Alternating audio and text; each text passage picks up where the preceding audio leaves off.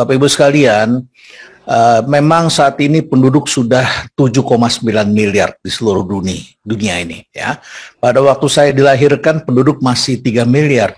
Saya masih ingat ketika saya jalan ke kampung-kampung, diajak sama orang tua saya, diajak sama tetangga, bermain, sungainya lebar-lebar, banyak makhluk hidup.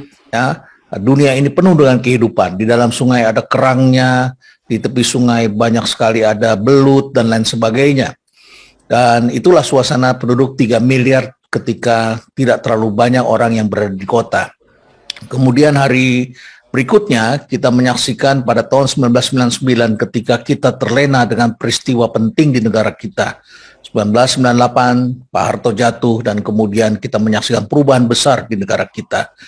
Padahal pada waktu itu penduduk bumi telah mencapai 2 kali lipat dibandingkan tahun 1960, yaitu menjadi 6 miliar jiwa. Nah, saudara-saudara, hari ini 7,9 miliar dan sebentar lagi kita akan 9 miliar. 100 tahun kemerdekaan Republik Indonesia akan diperingati dengan penduduk bumi sekitar 9,5 miliar. Saudara bisa bayangkan, para ahli demografi menyebutkan bahwa bumi ini hanya cocok ditinggali oleh 3 miliar jiwa. Ya, itu pun harus tersebar begitu ya. Kalau tidak dia ngumpul di satu tempat, problemanya akan muncul dalam berbagai hal. Nah, saudara-saudara sekalian, tadi disebutkan oleh Pak Hidayatullah terjadi perubahan kecepatan. Karena memang manusia dengan penduduk yang sebanyak ini memerlukan kecepatan. Dari tadinya panen hanya cukup 1 kali 1 hari, karena pada waktu itu manusia juga makannya hanya 1 kali 1 hari dulu itu, ya. Nah, tidak ada pengawet, tidak ada pewarna, semua disimpan hari itu yang ditangkap, hari itu yang dimakan begitu. Sampai kemudian manusia mulai hidup menetap, mulai punya perencanaan, mulai ada lumbung, maka manusia mulai berpikir bagaimana kalau panennya 2 kali sekali, ya, 2 kali setahun.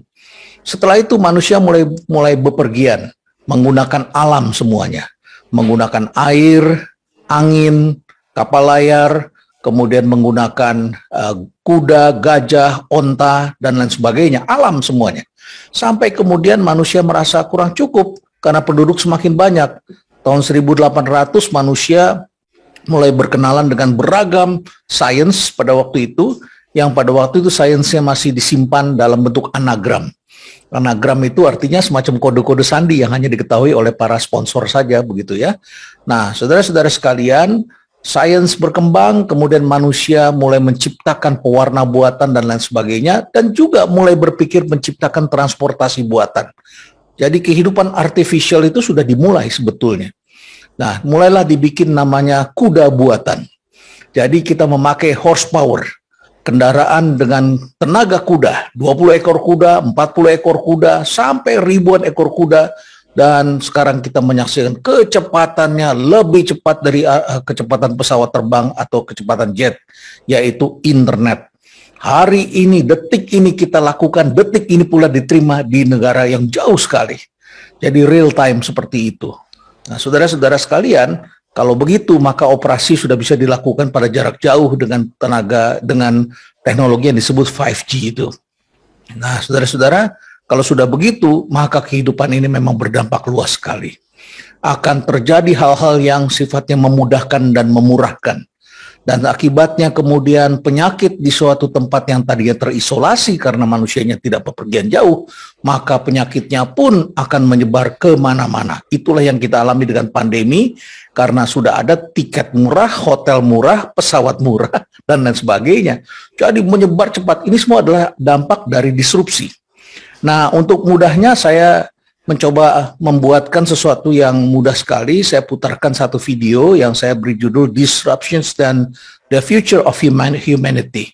Jadi masa depan kehidupan kita sebagai manusia seperti yang tadi disampaikan oleh Ibu Gubernur mengenai bahwa mesin-mesin ini tidak mempunyai yang disebut sesuatu tenaga yang dari human ini, soul dan sebagainya. Tidak ada di situ. Tetapi suatu ketika karena ini buatan manusia, ini juga bisa mengancam peradaban kita. Saya putarkan video ini, ada teksnya di bawah Bapak Ibu sekalian, dan saya sengaja mengambil lagu Wind of Change dari the group Scorpion yang menyaksikan berakhirnya Perang Dunia Ketiga, yaitu Perang Dingin yang berakhir tahun 1989. Grup band asal Jerman ini menyaksikan robohnya tembok Berlin, ya, sebagai simbol dari berakhirnya Perang Dunia Ketiga, dan sejak itu kemudian mulailah dilakukan aplikasi-aplikasi dunia digital sampai kemudian terjadi pandemi. Saya putarkan bersama-sama, mohon Anda simak teks yang sudah saya, bahwa disrupsi itu adalah sebuah proses yang dimulai sudah dari dulu, sudah panjang sekali ya. Pada tahun 1940-an sudah mulai itu menemukan mesin yang bisa membaca Morse dan sebagainya. Kemudian sudah mulai perbaikan transistor. Transistor itu pada tahun 1958 itu hanya 2 transistor pada setiap IC.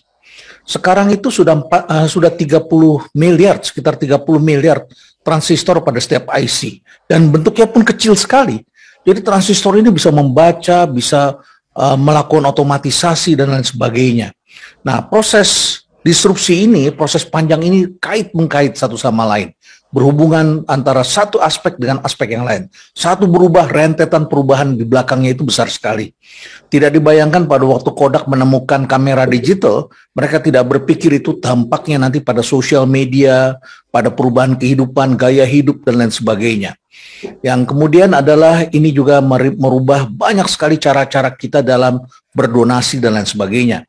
Teknologi baru ini selalu memudahkan dan memurahkan. Ketika Ford menemukan cara untuk membuat mobil yang murah dengan konsep standarisasi, ban berjalan, maka mobil saat itu turun menjadi $750 harganya. Tadinya sekitar $2.500. Sejak saat itu investasi dalam konstruksi jalan raya berkembang. Kemudian pariwisata, orang bikin hotel karena perjalanan panjang. Setelah itu baja, kaca, ya, kemudian dealership, penjualan mobil, pembiayaan. Itu kemudian kait-mengkait, dari hotel kemudian muncul sekolah perhotelan dan sebagainya. Jadi kait-mengkait dan menimbulkan hal-hal yang sifatnya semakin memudahkan sebetulnya. Tetapi selalu ada dampak negatifnya, pasti itu terjadi. Dan oleh karena itu dia selalu menciptakan pasar baru. Di mana pasar barunya? At the bottom of the pyramid. Jadi yang tidak terlayani, yang tadinya hanya bisa dibeli oleh kalangan atas saja, elit saja, tiba-tiba sekarang bisa dibeli oleh masyarakat yang di bawahnya. Ini pasar barunya seperti ini ya. Kalau brand lama, merek lama semua punya kecenderungan naikin terus. Ini kalau di kurva permintaan seperti ini. Dengan branding, maka harganya menjadi semakin mahal. Seperti tas saja lah. Kalau tas kita murah kan kita taruhnya di bawah. Kita ikut seminar seperti ini, kita taruhnya di bangku di bawah begitu ya. Begitu tas kita mahal, kita pengen cari taruh di bangku. Sampai di rumah, kita taruh di lemari, dibungkus pula, kita simpan begitu ya. Harga semakin mahal. Perbankan itu ketika mulai belajar branding, akhirnya bank seperti BRI pun lebih tertarik untuk membuat yang namanya priority banking ya, priority customer, segmen prioritas yang bisa dimanjakan di sana. Itu jadinya makin ke atas rata-rata. Nah, pertanyaannya siapa yang melayani nelayan yang barangkali KTP-nya tidak ada ya, kartu kredit, apakah mereka punya kartu kredit? Tidak punya, akhirnya diseranglah oleh para pendatang baru ini masuk dengan membuat produk yang lebih simpel. Tiba-tiba muncul taksi yang hanya Rp10.000 ya. Kalau tadinya kita naik taksi, kalau naik Bluebird semakin ada golden, silver dan sebagainya. Tapi sekarang malah diturunkan ke bawah taksi yang 10.000. Mobilnya cukup LCGC dan perusahaannya tidak harus memiliki mobil itu. Jadi di sharing semuanya dengan yang lain, namanya sharing ekonomi, pakai teknologi. Lebih murah, lebih simple bisnis prosesnya, more accessible, lebih mudah terjangkau dan lebih cepat prosesnya. Kartu kredit itu di-approve hanya sebentar dan tidak perlu pakai KTP karena sekarang orang takut menyerahkan KTP karena di dalamnya ada data KTP itu, NIK. Saudara-saudara jangan sembarangan itu posting KTP saudara, itu berbahaya sekali ya, bisa digunakan oleh orang lain NIK-nya. Nah, oleh karena itu maka diganti semuanya. Pengiriman uang Western Union hanya minta nomor teleponnya berapa. Nah, saudara-saudara, ini serangan di bawah, jadi teknologi memudahkan dan memurahkan, memunculkan cara-cara baru. Anak-anak muda kita bisa buka toko, tidak harus sewa mall, tidak harus beli ruko, tapi hanya buka di toko online. Nah, ini yang kita sebut sebagai the story of tomorrow. Jadi hari ini kita mempunyai 2 story, the story of tomorrow dan the story of yesterday. Saya sebelum di PT POS, sekarang ini saya diminta oleh Pak Presiden untuk memimpin PT POS sebagai komisaris utama. Sebelumnya saya di PT Telkom, itu adalah the story of tomorrow. Sekarang saya sedang melakukan transformasi di PT POS, itu adalah the story of yesterday. 275 tahun usianya, lokasinya ada di seluruh Indonesia, gedungnya gedung bersejarah semua, tetapi market share-nya tinggal 1-2% hari ini. The story of yesterday, yang dulu menguasai 100% market share, gitu ya. Dan perubahan juga terjadi pada perubahan kehidupan karena adanya transistor ini yang berbentuknya menjadi chips, menjadi microchips ini. Ya, perubahan dalam berdemokrasi. Saudara lihat, masyarakat terbelah dua. Sistem politik ini harus diperbaiki, saudara-saudara, karena sudah sekitar 400 kepala daerah yang ditangkap karena kasus korupsi. Ya, karena ini sudah terbelah dua. Masyarakat setiap ada peristiwa politik pemilihan presiden pasti terbelah dua. Lihat Amerika, sudah terbagi seperti itu. Jadi memang ini berdemokrasi berubah, narasi berubah, bagaimana narasi-narasi baru bermunculan, yang namanya rumor atau dulu namanya apa itu ya, gosip ya, isu berubah menjadi namanya hoax sekarang karena pakai teknologi. Dulu kita sebutnya UMKM, sekarang anak-anak kita pengen menyebut dirinya sebagai startup begitu ya, karena ada unsur teknologi ya. Nah, kemudian bersosial juga berubah. Anak-anak kita ketemu jodohnya lebih banyak pada dating apps saat ini ya. Sudah mulai terjadi seperti itu. Hubungan sosial, apalagi ada pandemi, kita semua tidak bisa keluar, tapi bersosialnya melalui teknologi. Kemudian juga ini adalah berdonasi ya, berubah. Kotak masjid sudah bisa pakai online hari ini, muncul Kita Bisa, muncul Benih Baik dan lain sebagainya begitu. Kemudian berkebangsaan ya, kemudian belajar, cara belajar. Dulu saudara-saudara harus pergi ke kampus untuk mendapatkan ilmu. Sekarang ilmu datang ke kita, belajar ya. Kemudian bekerja, cara bekerja ini berubah. Di beberapa negara saya baru saja membaca kajian dan ditanya wartawan apa yang tengah terjadi.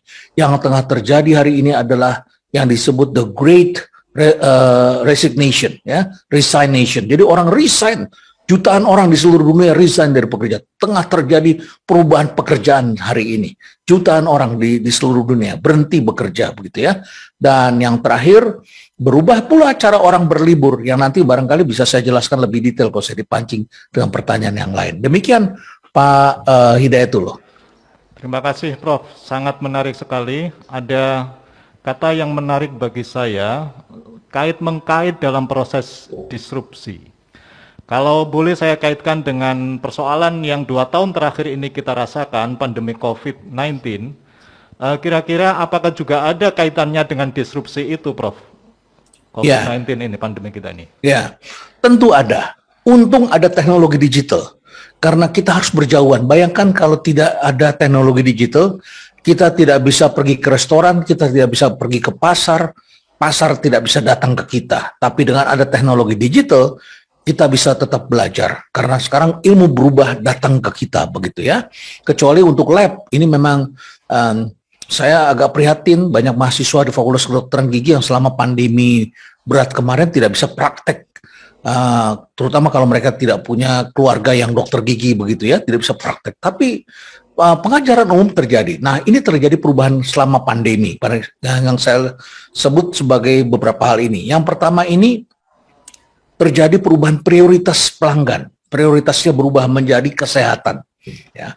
Bayangkan tadinya kita tidak beli masker, sekarang harus ada budget membeli masker, ya, membeli vitamin, hand sanitizer, dan lain sebagainya. Bahkan kita harus melakukan pemeriksaan kesehatan. Batuk sedikit aja kita sudah cemas. Anggota keluarga kita demam sedikit, kita pun cemas, begitu ya. Nah, pandemi ini telah merubah prioritas pelanggan menjadi lebih ke rumah dan rumah mulai dibangun lebih baik ya karena semua aktivitasnya ada di rumah. Kita mulai investasi. Saya sebelumnya tidak pernah nih investasi sampai mikrofon seperti ini. Tapi karena saya dengar suara saya kurang baik ya saya mulai beli seperti ini. Jadi pembelian barang-barang di rumah itu besar sekali. Terjadi ekonomi donat seperti ini ya. Donat itu di tengah-tengahnya kosong, terutama di kota-kota utama. Jadi di Sudirman, Tamrin, Gatot Subroto itu kosong. Di Bumi Serpong Damai BSD kosong karena orang berkantor di sana tiba-tiba meninggalkan. Di Surabaya, di berbagai kota-kota utama, di tengah-tengah kosong. Di Depok itu di tengah kampus yang biasanya di sekitarnya rumah-rumah kos, restoran, warung-warung itu hidup tiba-tiba menjadi kosong. Yang gemuk di mana? Di pinggiran.